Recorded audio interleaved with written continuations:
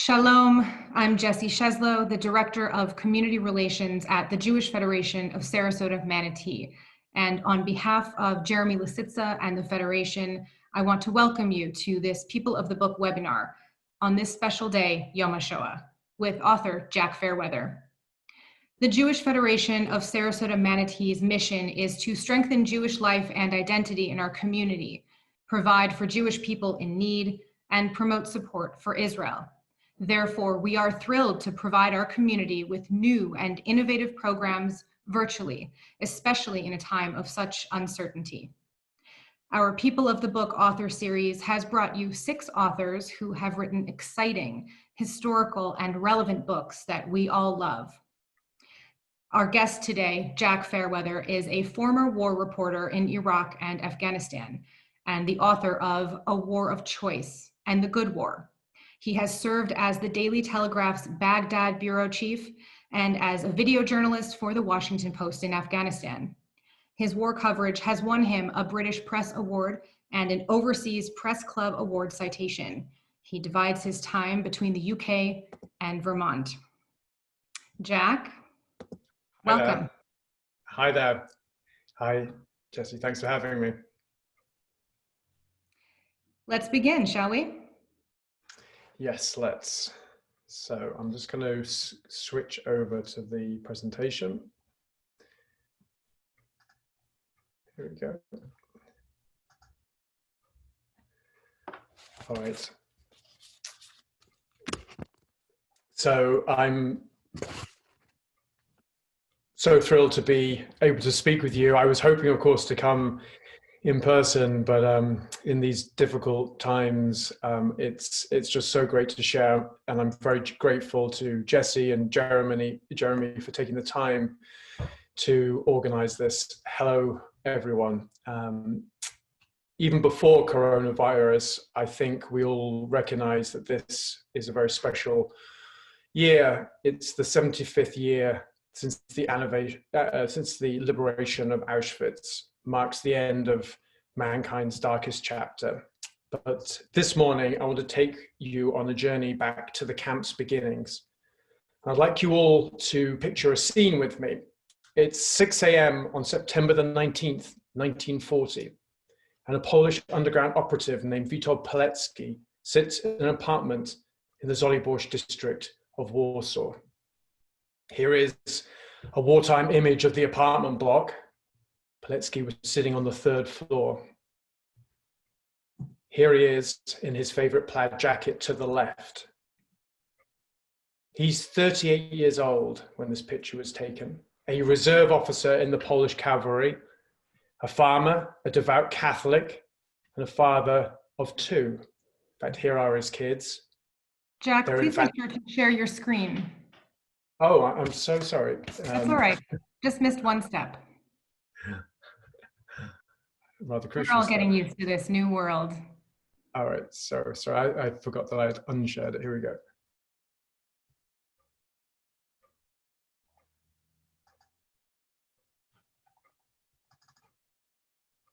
All right.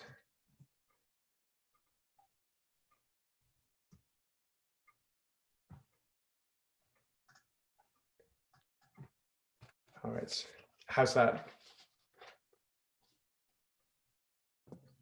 Looking good. Great. So this is the apartment that I was mentioning. He was sitting on the 3rd floor, probably in that very chair. Here you see him in his favorite plaid jacket to the left with a fellow conspirator. When this picture was taken, he's 38 years old, reserve officer in the cavalry, a farmer, devout Catholic, and father of 2. And this is the picture I wanted to show you. It's one of my favorites, actually. It's his 2 kids in fancy dress. So his wife, Maria, worked at a local school, and she would come home late most days. And Pilecki, as the sort of farmer and man around the house, would make sure that his kids put on a little show for Maria, a recital of some sort. And this is them just about to perform for Maria. Here is Maria, his wife, and here's another of my favorites of their family photos. It's the 2 of them on their wedding day. and here they all are as a young family. Before the war, Poland was one of the most pluralistic societies in Europe. A tenth of the population is Jewish, the largest such community in Europe. Then the Germans invaded. And here we have a video showing German troops parading through Warsaw in October 1939, a month after the invasion. Hitler hadn't formulated his plans to annihilate Europe's Jews at this stage. He was intent for now on the destruction of Poland by eliminating its professional classes. Poland subject to a brutal reign of terror. Doctors, teachers, writers, lawyers, Jews and Catholics alike are being dragged from the streets to be shot or interned. Here we see a typical roundup in Bydgoszcz, Western Poland from October 1939. 50,000 Polish nationals are murdered in the first 4 months of the occupation, a just staggering figure. So here we see a map of pre-war Poland. And in 1940, the Germans built the Auschwitz concentration camp to house some of their internees. And this map shows us first of all, in the top right-hand corner, Pilecki's home village of Krupa. The second arrow points to the Polish town of Oświęcim, and it was outside Oświęcim that Auschwitz was built. Little is known about what's happening inside, but the underground is determined to try and find out more. Pilecki's learned from informants there's a roundup to be scheduled in Żoliborz that morning, and that those arrested are to be sent to Auschwitz. Indeed, that's why he's waiting in the apartment. His mission is to infiltrate the camp, forge a resistance cell, and gather evidence of Nazi crimes. Let's go back to the apartment. Now imagine with me now, trucks rumbling to a stop outside. Shouts and gunshots follow. The building caretaker bangs on the door, tells him, "Get out whilst you still can, it's a German roundup." Then they hear the sound of Germans entering the building. What does Pilecki do?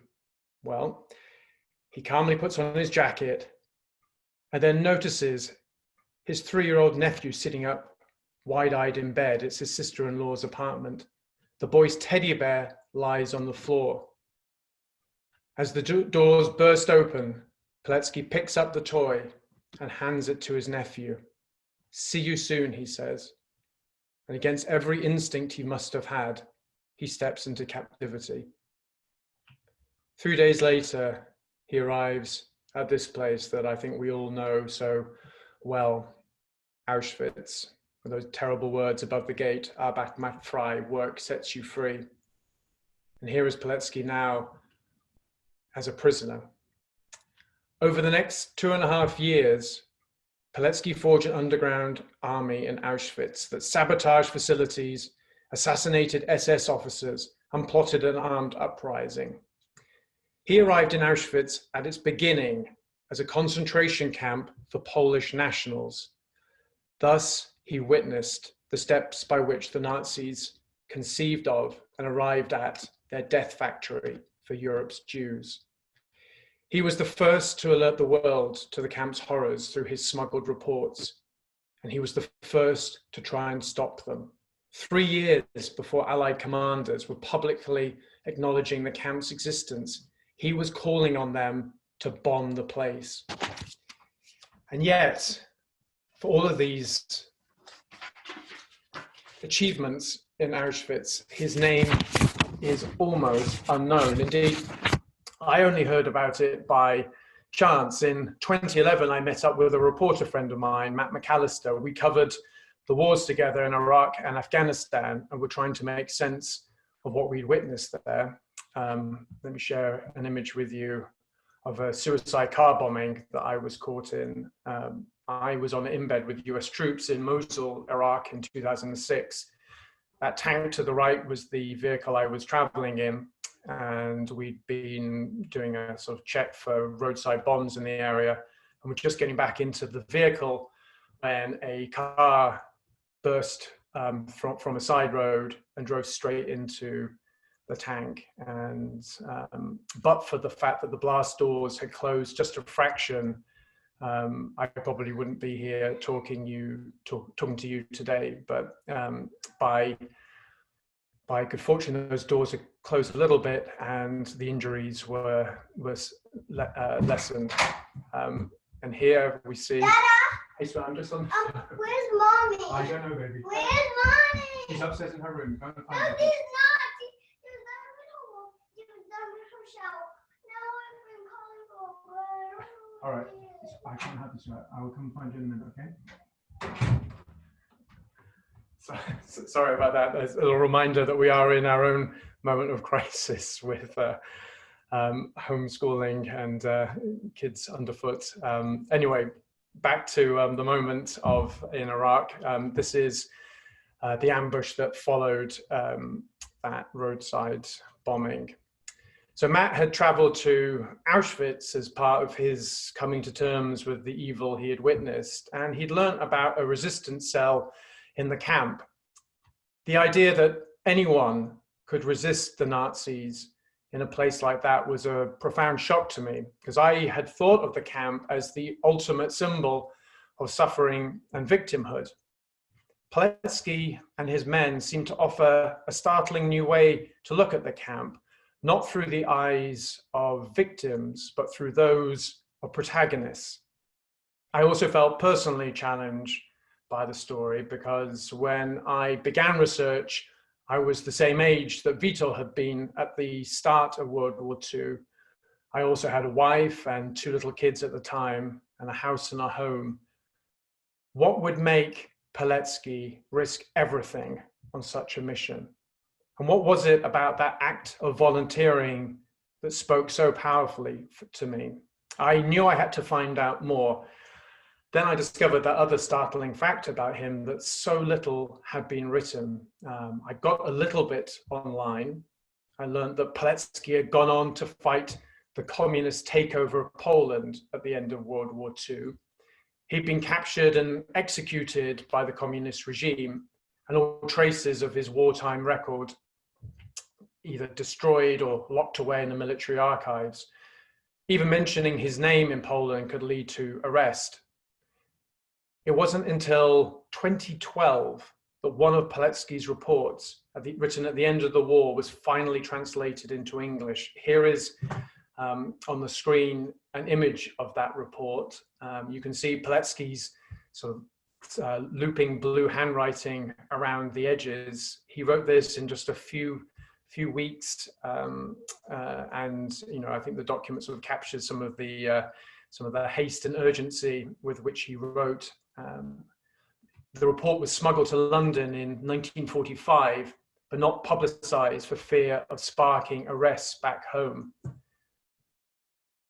Here is the filing cabinet in which Pulitsky's report sat for most of the last 6 decades, and you can actually see a beige folder on the second shelf from the top, and that is the report. That is where the report is sitting right now. It's not in the National Archive in Warsaw or in Yad Vashem, but in a small semi-detached house that became the repository of a lot of Polish underground documents at the end of the war. What Pulitsky wrote here only seemed to deepen the mystery for me, because the report was filled with gaps. Names were hidden to protect colleagues, events were obscured or omitted, and the report also left unanswered lots of crucial questions for me. What happened to the intelligence he risked his life in Auschwitz to gather? Why were his calls for action unheeded? And of course, the crucial one, how many lives might have been saved? 4 years ago, I set out to try and answer these questions by flying to Warsaw. The first person I wanted to see was Pulitsky's son, Andrzej, and I was a little bit nervous ahead of that meeting. After all, who was I to suddenly alight upon his father's story? Andrzej had been little more than a child when his father was executed. Here we see him again with his sister in fancy dress. For 50 years, Andrei had been told his father was an enemy of the state. He only started to learn details of his father's mission in the 1990s, when the communist archives were opened. Of course, I shouldn't have worried, because Andrei turned out to be the most delightful, engaging man I could hope to meet. Although he did warn me, "Jack, I'm not sure what else you'll find out about my father or where you should start looking." So I said to Andrei, "I'm starting with you, because when so little is known about your dad, anything that you might be able to tell me is going to give me an insight." I couldn't recreate what Pulitsky was thinking beyond what he had written and what people like Andrei could tell me about his thinking. What I found amazing about those first few weeks in Warsaw was discovering how many people were still alive who had known Pulitsky. Some had never shared their memories before, either because they dared not to or simply because no one had asked them. Men like Bohdan Balasik, 89 years old when we met in his apartment. Jerzy Shakchevsky, 94 when we met. He died a little under a year ago. Both of these men had fought alongside Pulitsky in the Warsaw Uprising. Neither had spoken of that experience before. So, in addition to gathering living testimony, I also wanted to follow in Pulitsky's footsteps as much as possible. A lot had been destroyed in the Warsaw Uprising, but some of the key sites still existed, and none were more important for me than the apartment where Pulitsky was arrested. Here is that apartment. It was the first place I wanted to go to after meeting Andrei. So my researcher and I, my researcher and I got into the building and headed up the stairs. These were a sort of original banister and original terrazzo floor tiling we discovered. We got up to the third floor to find the door and knocked, and there was no answer. So we were a little bit disappointed because, of course, I wanted to get inside. But my researcher, Marta, suggested, why don't we just create some audio of what it must have been like when the Germans came marching up the stairs. So she duly marched up the stairs as I had my recorder out, and then proceeded to give a proper Gestapo knock on that door, which turned out to be what we needed to do in order to wake up those inside. And they were a rather sleepy bunch of students. Here's Marta interacting with one. They had no idea that their student apartment was, in fact, the scene for one of the great acts of heroism of World War II. Indeed, that lad there didn't realize that his room was the very spot where Pulitsky had put on that jacket and marched into captivity. That is his room, as you can see, rather untidy, although frankly, my daughter's bedroom looks much the same this morning. So to describe such scenes, I felt like I needed to see them with my own eyes, but even better was when I could match locations with witnesses of Pulitsky in action. So you may remember that 3-year-old boy I told you about, Pulitsky's nephew, to whom he hands the teddy bear. Here he is sitting on Pulitsky's lap, aged about 2. Well, it turned out that that boy named Marek was still alive, and I got to meet him, and here he is on the banks of the Vistula in Warsaw. And I took Marek back to that apartment. It was the first time he'd been back in over 70 years because his family had been kicked out by the communists at the end of the war. It's quite an emotional moment for Marek, and here he is confirming that that was the original door that the Germans banged on. Here he is showing Marta the layout of the furniture in the room. Bringing Marek back to that apartment pushed him to remember the incident with the teddy bear that spoke so eloquently to me of Pilecki's ability to reach out to others in times of need. Marek also remembered the amazing moment when Pilecki volunteered for his mission. Here he is talking now. One was in an army suit, German, and another civil. Yes. And they ask mother if there are any men. There's any men. In this same moment, uncle moved from this room. What's going on? What's going on? And He was ready to go. He had his jacket on, or I think he was prepared because he has time to yes. Yeah. What did he say to you when he was leaving? Did he say anything? Do you remember? See you soon. See you soon.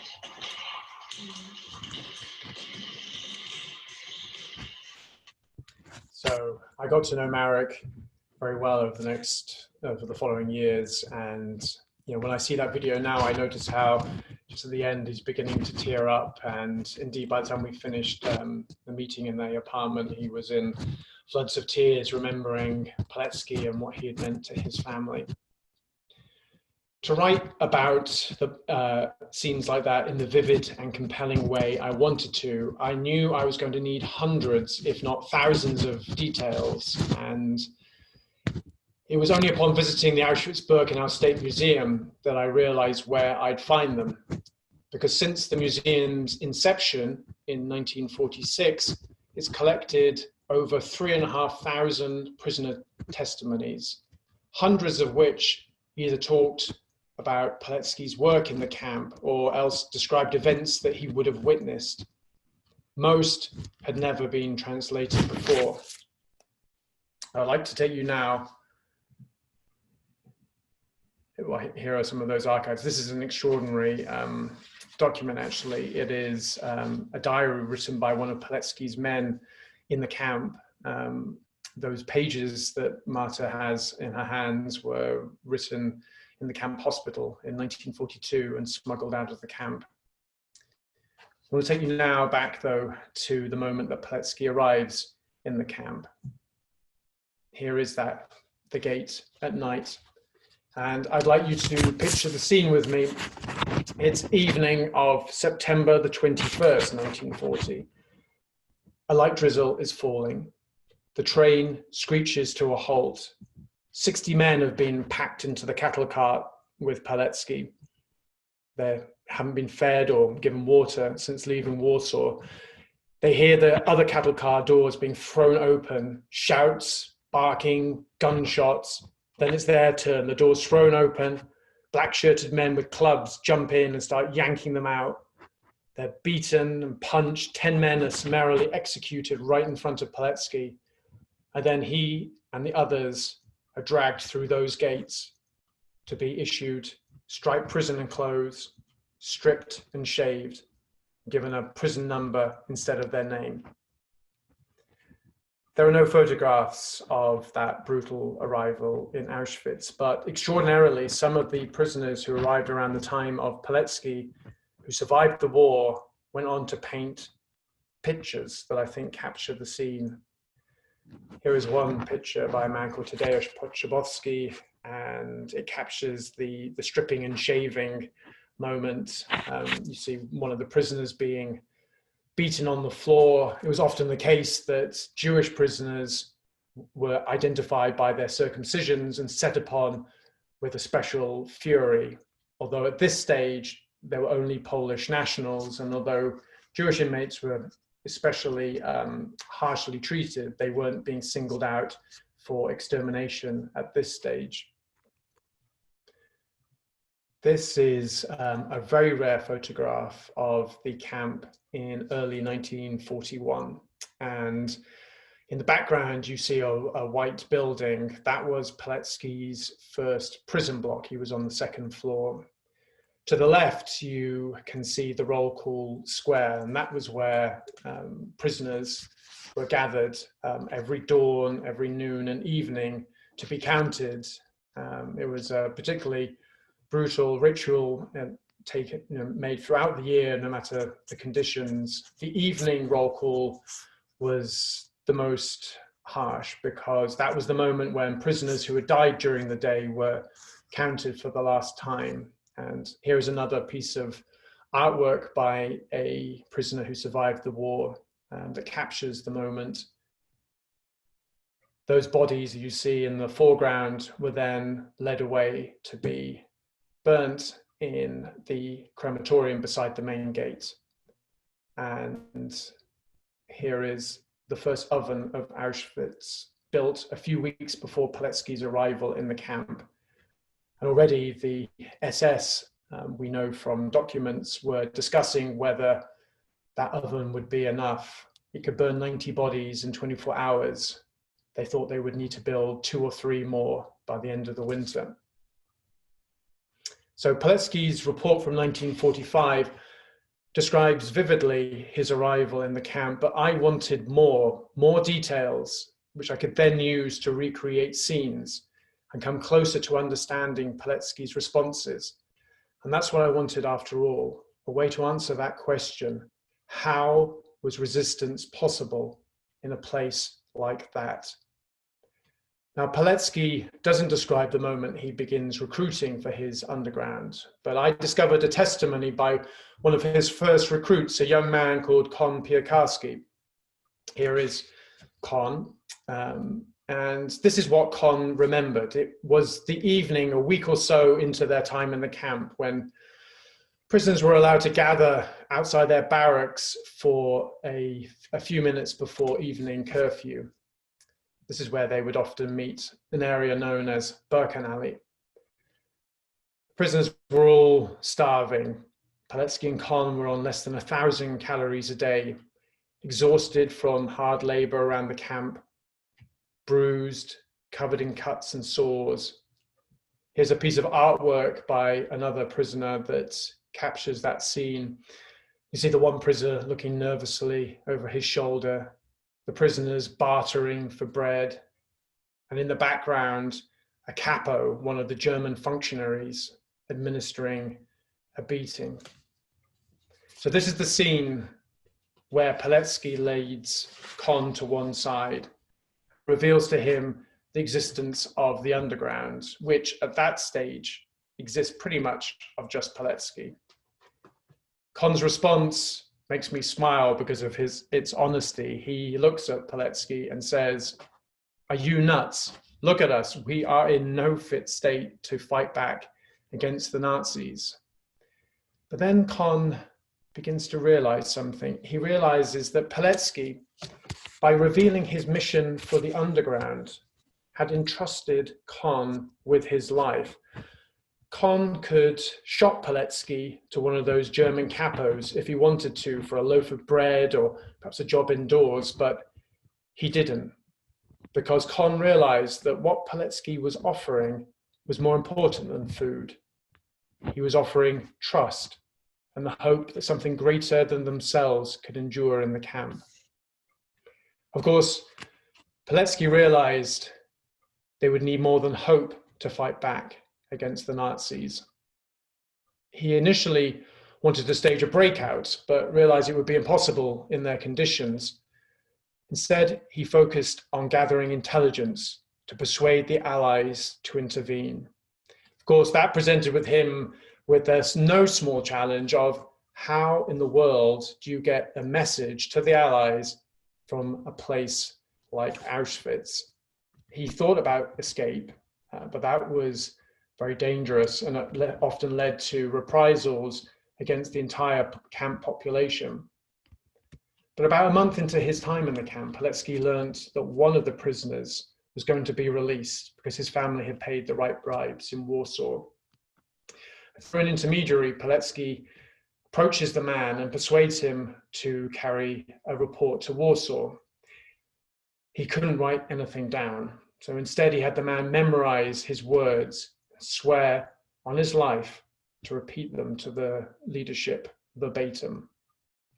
What were those words whispered by Pilecki one evening under the noses of the Nazi guards? No one had succeeded in tracking down his report. All that Pilecki gives us is the name of the messenger, the man, Alexander Wielopolski. Here he is in a pre-war photograph. Armed with that name, my researcher, Louisa, tracked down Alexander's son, an elegant gentleman in his 80s named Piotr. Here he is when we met him. Piotr had no idea his dad was Pilecki's messenger, and not just any messenger, the first to bear witness to the horrors of Auschwitz.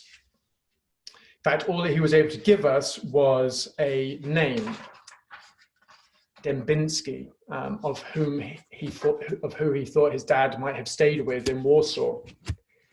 That name proved all important because a few months later, my researcher, Marta, called me outside an archive in Ealing, West London. I could hear the emotion in her voice. She told me, "Jack, I found it. I found Pilecki's report."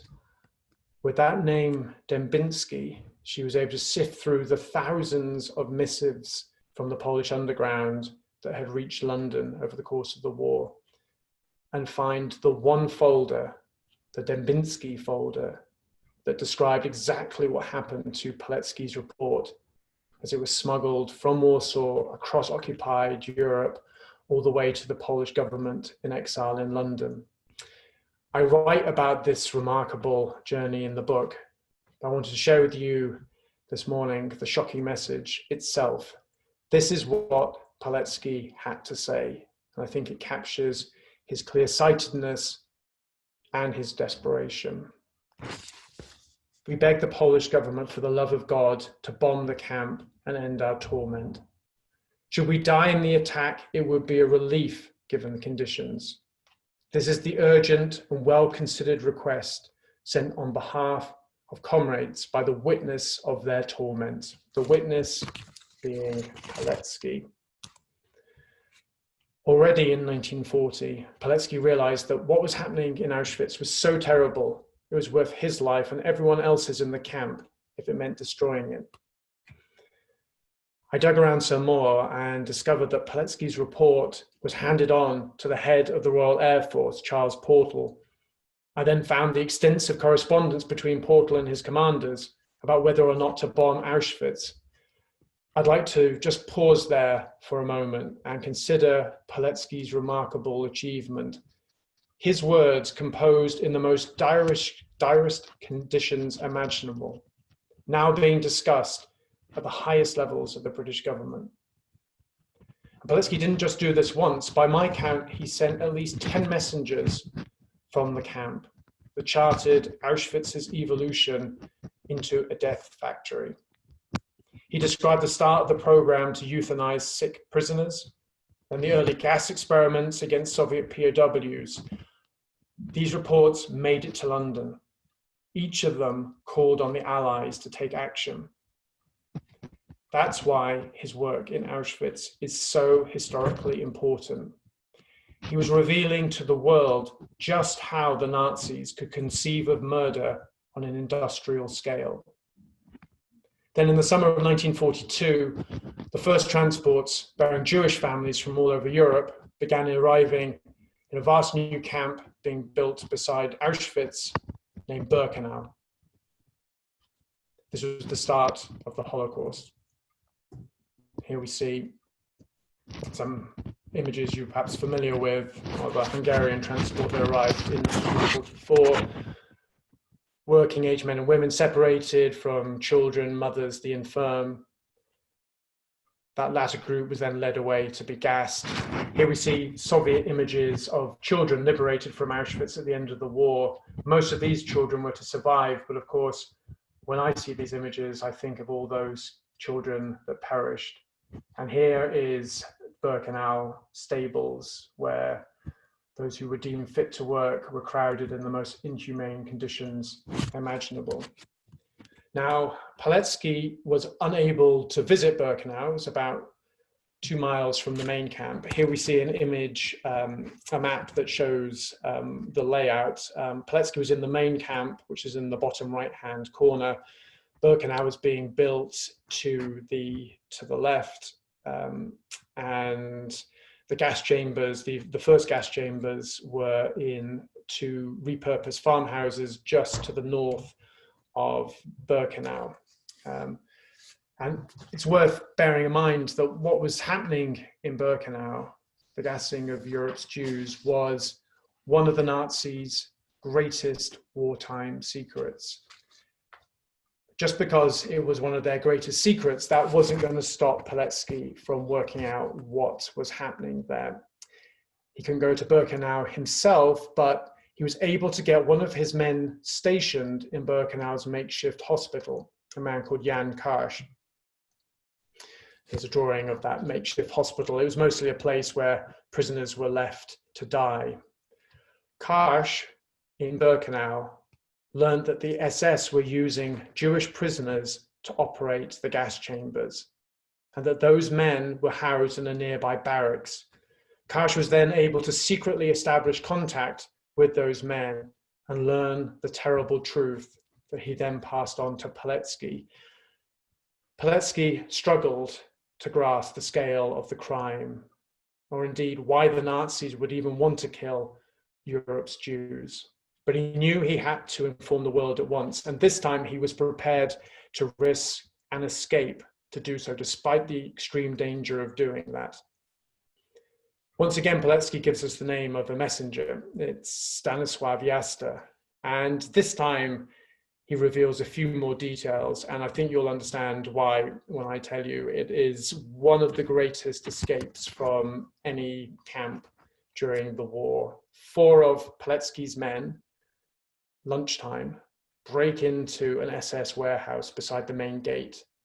They locate a equipment room filled with spare German uniforms, dress themselves up as SS officers, and then march over to Commandant Hearst's garage, choose his finest car, get in, and just drive out the main gates. It's the sort of act of ingeniousness and creativity that Puletsky displayed time and time again in the camp.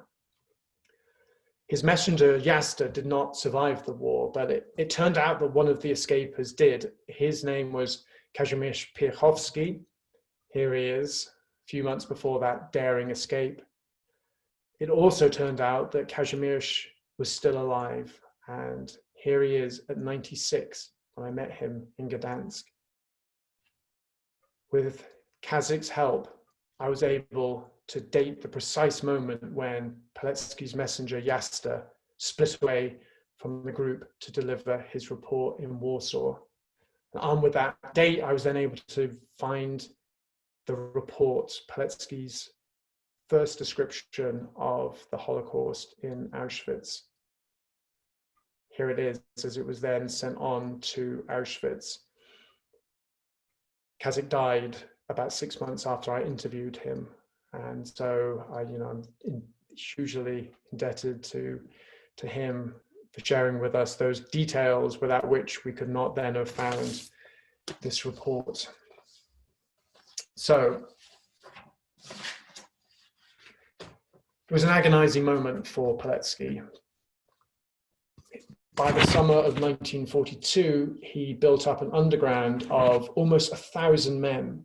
He had an uprising plan ready to go. He worked out where the reserve arms dump was, which they could raid to arm the prisoners. He knew which bridges to blow up to cripple the operation of the camp. He'd even begun assassinating SS officers. And if you're wondering how that was done without alerting the Germans to the secret of the underground, the answer was devilishly ingenious, as you might expect from Puletsky. It involved lice, which were endemic in the camp and which spread typhus. Puletsky had his men collect vials of infected lice, and he gave them to prisoners who worked as cleaners in SS cloakrooms, and had the men sprinkle the vials of infected lice over the jackets of the SS officers. There are not many moments of revenge in the history of Auschwitz, but I think one of the most glorious is the fact that Pulitsky targeted an SS doctor, Siegfried Schweller, with typhus lice. And Schweller was the man who pioneered the use of pesticides to kill prisoners. And through the actions of Pulitsky and his men, he died a slow and agonizing death through typhus. Pulitsky was waiting for a signal. He'd even stolen a camp radio by this point in order to literally broadcast calls for help from the Allies. But nothing was happening, and he struggled to understand why. He wondered whether he'd failed to adequately capture the horror of what was happening in the camp. And the scale of the murder was escalating rapidly that fall and winter of 42, when his messenger Yasta had escaped the camp. In the summer, 35,000 Jews had died in the camp. By early 1943, that figure stood at 200,000. Pulitsky was racked with a sense of guilt.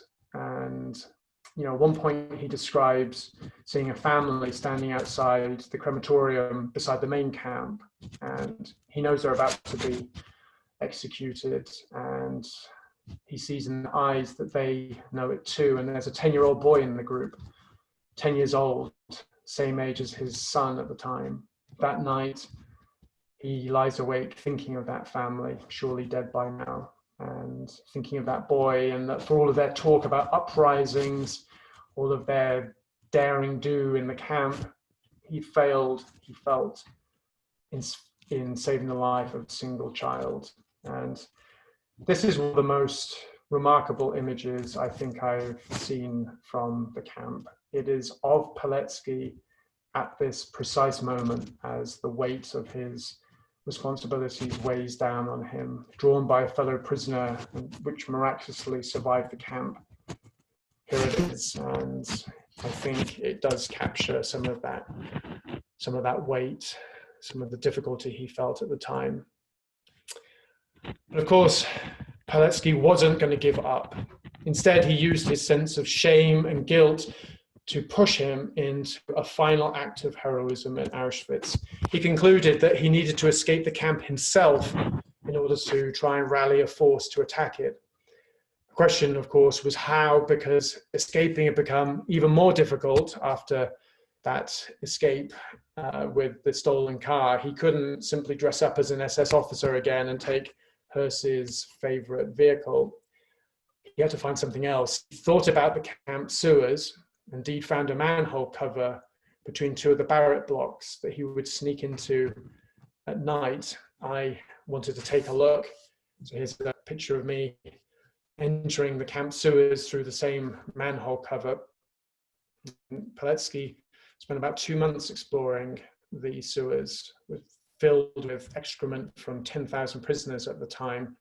Fortunately, when I was down there, it was considerably cleaner. But what I found at the end of that tunnel through a few twists and turns was the same thing as Pulitsky. That tunnel ends at a grate, and that grate overlooks Commandant Hearst's backyard and his dog kennel. That was not the way to escape. Pulitsky kept looking, and he knew time was running out because prisoners had begun working on new gas chambers in Birkenau that were going to increase its killing capacity to 4,500 people a day, turn the camp into a true death factory. Here we are, see some of those prisoners in early 1943 building the new gas facilities. Here is a plan for the new gas chambers drawn up in the SS architect's office beside the main gate. And extraordinarily, we have this plan, the one you're looking at now, because some of Pulitsky's men broke into the SS architect's office, stole the plan, and smuggled it out of the camp. That's why we have this document today.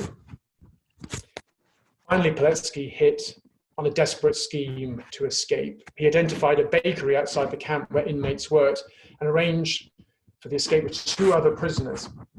The escape involved dashing from the bakery during the night shift and then embarking on a 100-mile journey across occupied Poland to a safe house in the hills outside Krakow. And that bakery no longer exists, but Marta and I managed to find the spot where it stood. And so on the same day, albeit 73 years later, we staged our own escape. Now, this is the site of where the bakery stood. Now, McDonald's next to it. And this is the line of escape that Puletsky took along the Vistula River. He crossed just before dawn, and this is also just before dawn, and made a mad dash across that field to the woods beyond as the camp siren sounded.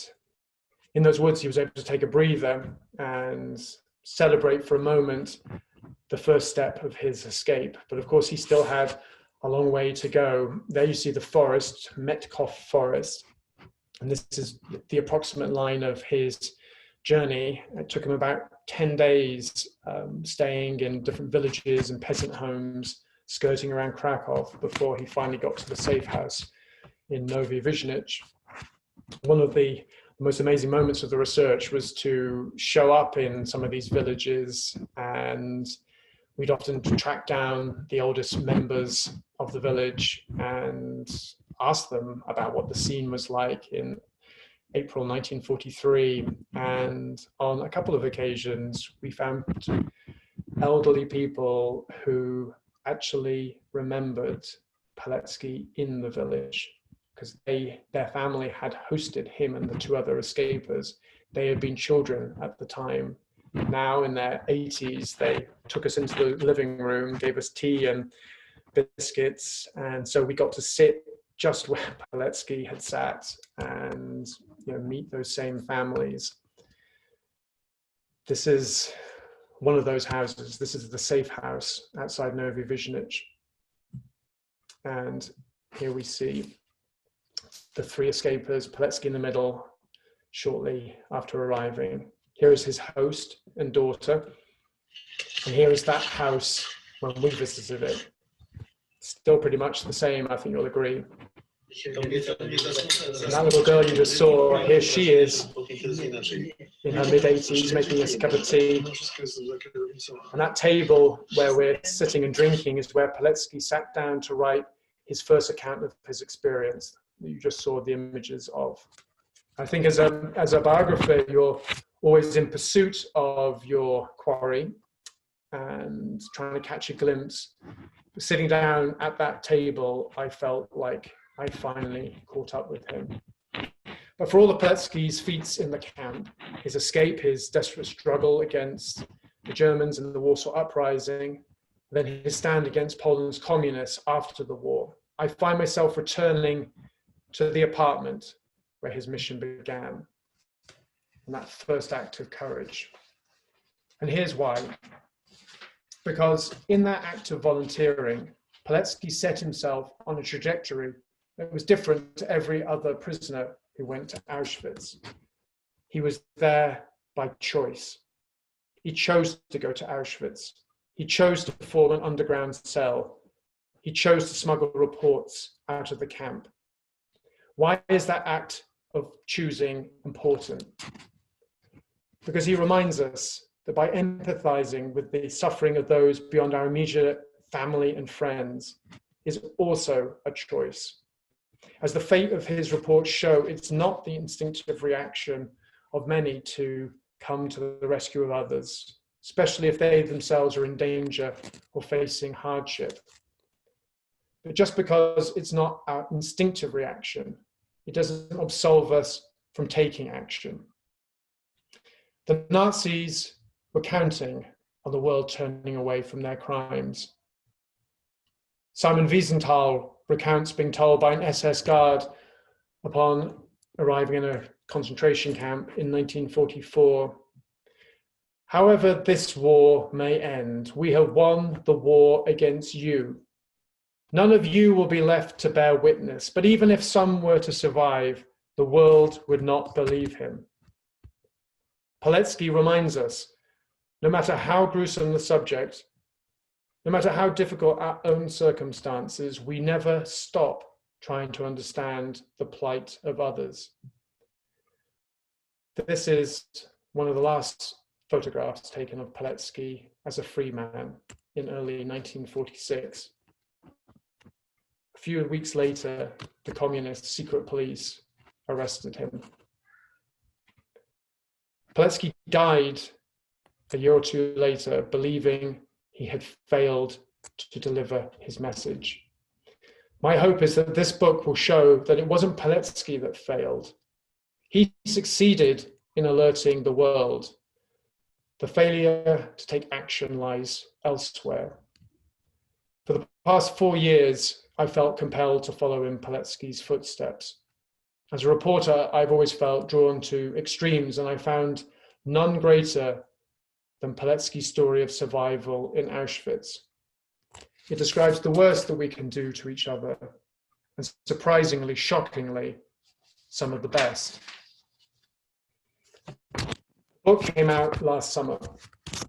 It's been translated into over 25 languages and forms the basis of a major exhibition that's just opened in Berlin. I also got to track down the name, the Jewish family that Pulitsky personally saved when he was in Warsaw after the camp in 1943. So I'm in the process of applying to Yad Vashem for Pulitsky to be recognized as one of the righteous among the nations. I've come to believe that Pulitsky is one of the greatest heroes of World War II. And if you read the book, I know you will be inspired like I have been to follow in his footsteps. Please join me now in sharing Pulitsky's remarkable story. Thank you so much. Jack, thank you so much for giving us this story, this harrowing story of Pulitsky and those who were around him. It's very important that we have people like you who research and record many of these stories, which are oftentimes widely unknown. So thank you for that. We do have time for some viewer questions. So if you would please use the chat box below. I will try to get to as many questions for Jack as possible.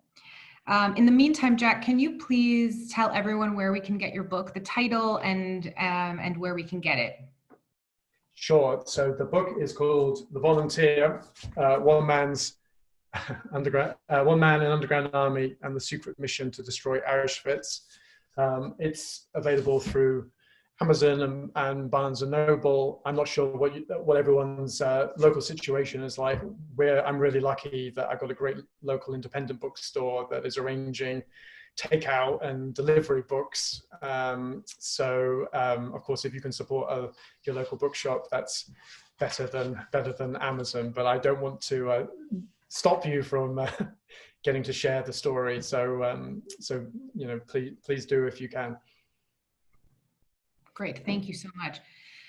Let's see, we've got a question here. Well, you mentioned it a bit in your presentation, but what was it that urged you to write this book?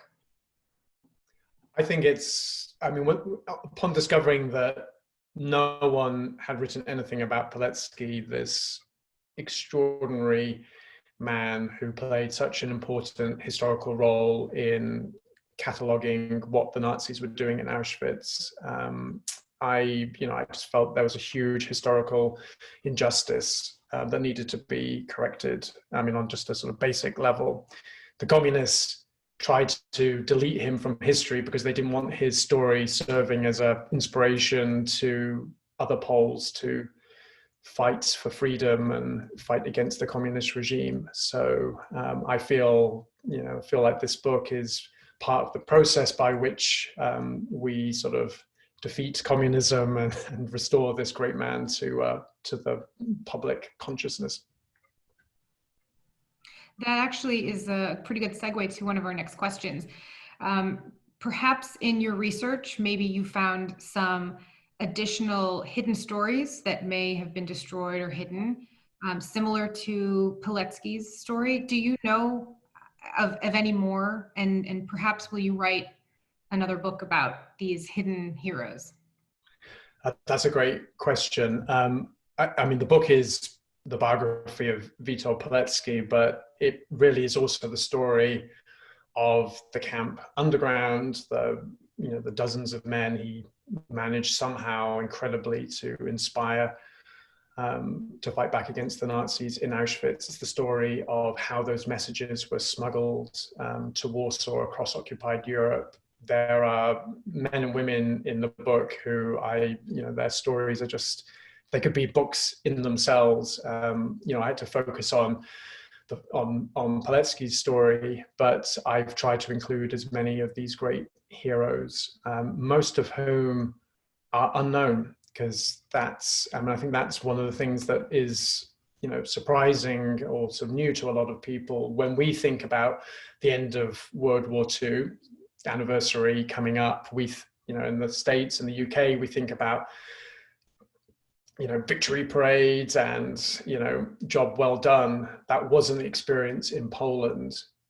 Shockingly, horrifically, the Polish underground that had fought against the Nazis for 5.5 years at huge cost were then targeted by Stalin's takeover of Eastern Europe. 80,000 Polish underground members were deported to the gulags. Hundreds were executed, including Pilecki. And I met so many families whom I was telling them for the first time about what their parents or grandparents had done. It's crazy. I mean, if you think about, what it would have been like if we'd been told our heroes of D-Day were war criminals for 50 years. That's kind of what it is like, Pilecki vilified as an enemy of the nation for 50 years in Poland. So I hope the book is one way, and it encourages people to start exploring the history of the Polish underground, because it's very neglected. Thank you. Another question is, do you know the reason why the British authorities ignored Pilecki's reports? I do, and probably a good almost half of the book is about what happened to Pilecki's reports after he gets them out of the camp, because that for me was, a huge part of the research and his story. He was risking his life every day to get, to inform the world. Why didn't the world listen? And some of the reasons change. When that first report that I quoted got to London, in which Pilecki's calling on the Allies to bomb the camp, Charles Portal was desperately just trying to keep the country together. It was the Battle of Britain was being waged, the Blitz, transition to the Blitz. Britain only had 100 or so bombers in total. So it would have been a very tough mission at that stage of the war. So Portal dismissed Pilecki's request to bomb the camp. But of course, the Americans joined the war a year later and brought with them all of the hardware and the improved bombers that would be needed to bomb Auschwitz. And, I tell that story in the book, when the Brits got the capacity, when the Americans got the capacity to bomb Auschwitz, why they didn't do it. And it's quite shocking, and because it takes back the story of why action wasn't taken against Auschwitz years earlier. I think a lot of people listening will know that there was a big debate about whether or not to bomb Auschwitz in 1944, but in actual fact, Pilecki's story shows that debate began in 1940, 4 years earlier, and continued right through. Constant attempt to get the Allies to intervene, and I think that story will be shocking and surprising to a lot of people here today, and also be a real reminder of our lives today. When we think about atrocities around us, that's why that story of the Allies is important, because they sort of reflect us, our indifference, our ability to ignore what's horrible in the world. You know, we hear about statistics that younger people don't know about the Holocaust, have never heard of Auschwitz. So when you visited Puletsky's apartment and you were met with the students who currently live there, can you talk a little more about their reaction? Well, I've been in I've been in a very Puletsky bubble, meeting his immediate family, and so I sort of assume that everyone in Poland, of course, must know who Puletsky is. One of the delightful things about the research was sitting with his son and daughter. You saw Andrei's apartment, and his mobile phone beeps, and it's a school calling him up, asking if he would come to an inauguration because they changed the name of the school to the Witold Puletsky School, and there's streets being named after him, statues being named after him. There is a sort of flowering of recognition for Puletsky in Poland. Of course, that sort of doesn't affect a lot of young people, anyone who's not sort of engaged with history. So they didn't know who Puletsky was. So it was, well, anyway, part of my mission to inform people about this extraordinary man. But I will say that he is becoming a national figure in Poland, and I think for me a really important way for Poland to come to terms with its past. I'm sure a lot of your listeners know about some of that debate about the Holocaust law that the Polish government tried to impose a couple of years ago. The past is a very vexed place for Poland. They were not able to confront it, like, for example, the French were. When we think about France during the war, we think about the French resistance. We also think about French collaboration, but the stories of the heroes allows a country, in my opinion, to tackle its darker sides. And so I think there's an important process of rediscovery in Poland, even for young students who don't know, who don't appear to be interested. Well, and we at the Jewish Federation share in your desire to get this information and these stories out to more people. We do our best to get to students and to help train teachers and to get people over to Eastern Europe to visit camps and to be witnesses themselves. I've been working a lot with the Jewish Book Club, and talking around the country at various Jewish JCCs and Jewish book festivals, and it's so great to be able to tell people about Puletsky. For most people who come to a talk, it's the first they've ever heard about this man. And for me, it's just really, really important, because I think there's something, I think a lot of people struggle to come to terms with the Holocaust. When we think about those huge figures, when we think about industrialized mass murder, it sort of defies belief.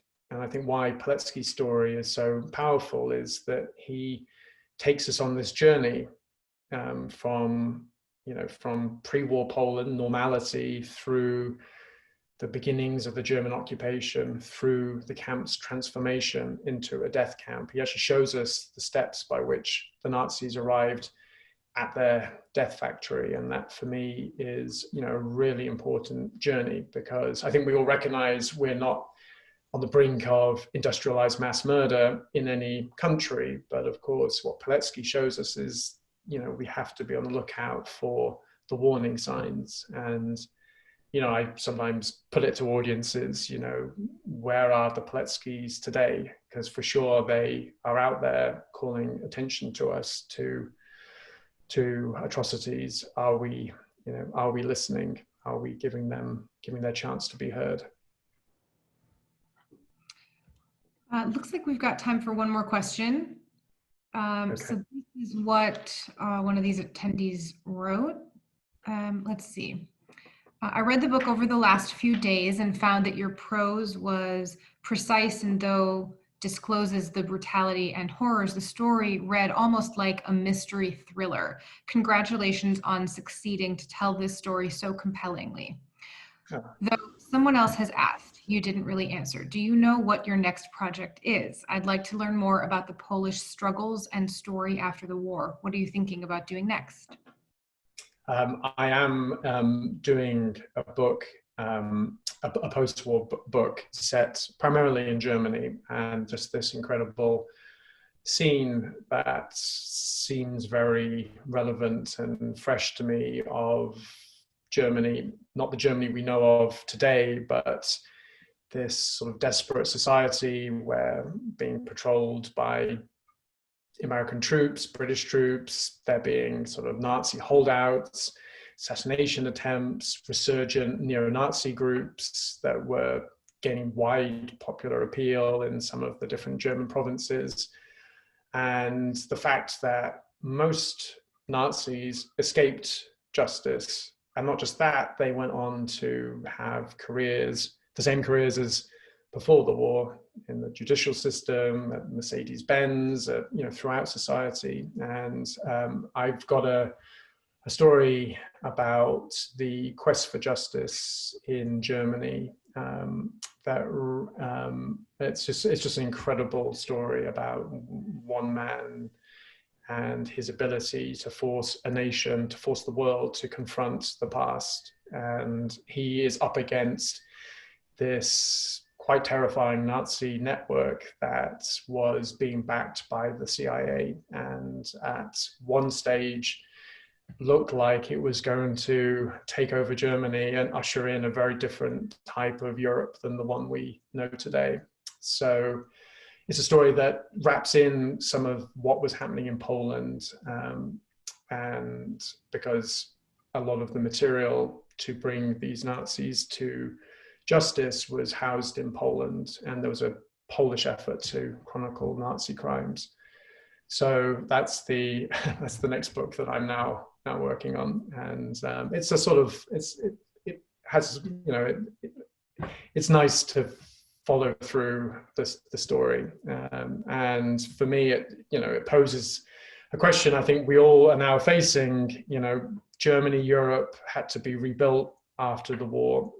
It feels like we have to be asking those questions now. What is the world going to be like after coronavirus? I think for a lot of people feel like we weren't necessarily on the best track prior to this virus, whether, thinking about the planet and its, the condition of greenhouse gases and all that, or inequality. And this is a story about how I'm really just one man, but can galvanize a society to be more liberal, more progressive, to change course.